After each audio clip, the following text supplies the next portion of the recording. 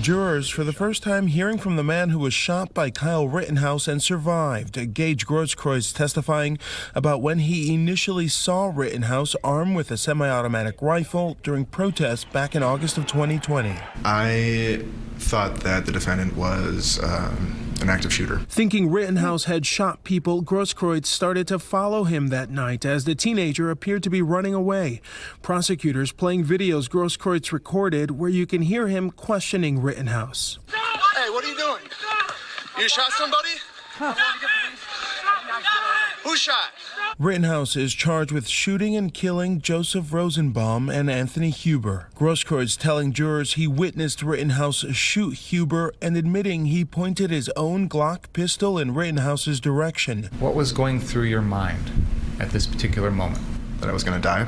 Rittenhouse shot Grosskreutz in the arm. Grosskreutz says he never intended to shoot the teen, but the defense pushing back. It wasn't until you pointed your gun at him that he fired, right? Correct. Grosskreutz attorney insisting Rittenhouse was the aggressor. He's the one that caused that carnage. He's the one that put people in harm's way. Yeah, thank. And the prosecution could rest their case later today. Rittenhouse, if convicted, could face life in prison. They did rest their case today. The prosecution did. The defense is calling their witnesses today. And this is the craziest thing I've ever seen in my life. You have a kid who illegally possesses a gun, takes it over state lines, is supposedly deputized to be a vigilante, medic of some sort, even though he's a high school dropout, and has a homemade kit with him, okay? And he shoots two people dead, and somebody tries to disarm him, and it's their fault. It's their fault that they got shot by Kyle Rittenhouse. This is just such a twisted version of, here's a little simple thing.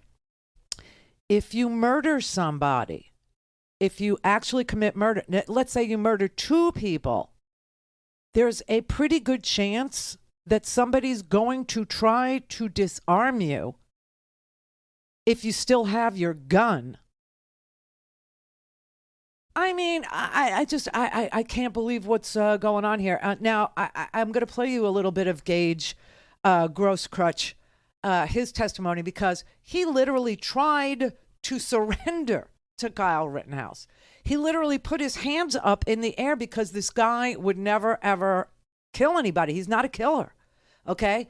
And so he put his hands up in the air and tried to surrender to Kyle Rittenhouse. And Kyle Rittenhouse's response was to re-rack his gun to get a bullet in the chamber.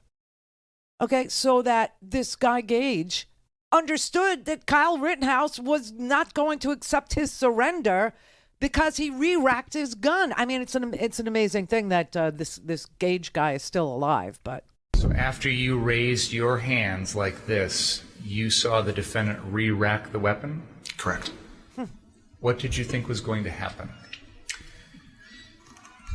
In my experiences and in my inference in that moment, after the defendant had pointed his weapon at me and I had put my hands in the air,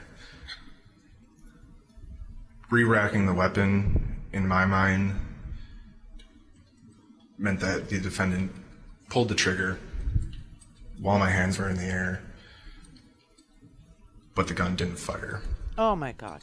So then by re-racking the weapon, I inferred that the defendant wasn't accepting my surrender. Did you feel that he was going to point the gun and shoot at you again? Yes. What did you do then? So after the defendant had re-racked his weapon with the rifle still aimed at me, in that moment, I felt that I had to do something to try and prevent myself from being killed or being shot or killed.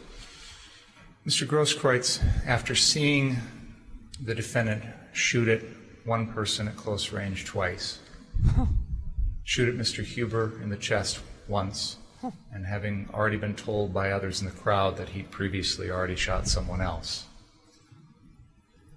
and having him point the gun at you, and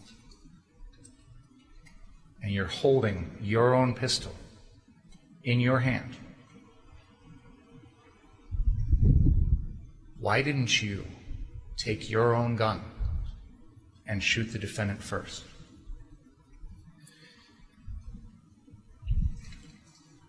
Like I said, that's not the kind of person that I am. It's not why I was out there. That's not why I was out there for 75 days prior to that. Why I spent, up until that point, spent my time, my money, my education, providing care for people. It's not who I am. And definitely not somebody that I would want to become. I'm not a killer. That's why. That's why I didn't shoot him. Okay. I tried to surrender to him. I tried to peacefully de-escalate the situation. I put my hands up. I made it obvious to him that I was no threat to him. And when I saw him re-rack his gun, I understood that he had pulled the trigger and would have killed me, except there was no bullet in the chamber. Hence the need to re-rack his gun. And then I understood he was not accepting my surrender. So I had to preserve my own life. Now, his attorney is literally trying to say that a kid who illegally possesses a gun and travels across state lines with an illegal gun in order to be a vigilante and shoot protesters that, with impunity, that he, after murdering 2 people, was acting in self-defense is really a reach.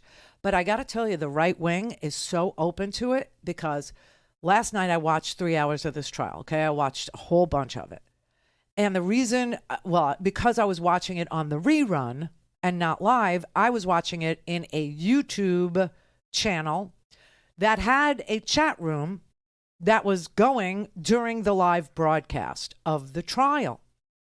And the sickos and the psychos that were watching this thing, the crap that they were writing in the chat room was chilling.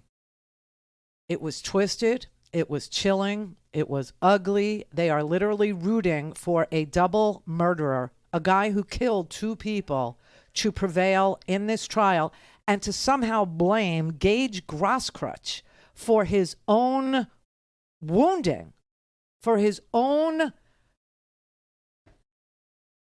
He lost 90% of his bicep. That's what happened. They vaporized, Kyle Rittenhouse vaporized his upper arm. And they're literally cheering for Kyle Rittenhouse, who is a double murderer, to prevail in this trial. Well, when I was seeing what was going on in the chat room, I wondered who else was watching. And you know where they're watching this? Do you know what Twitch is? Twitch is a gamer's channel, okay? Twitch is a place where people literally, they broadcast, live, like they have cameras on them, to watch games, okay? It's like a Hunger Games situation, okay?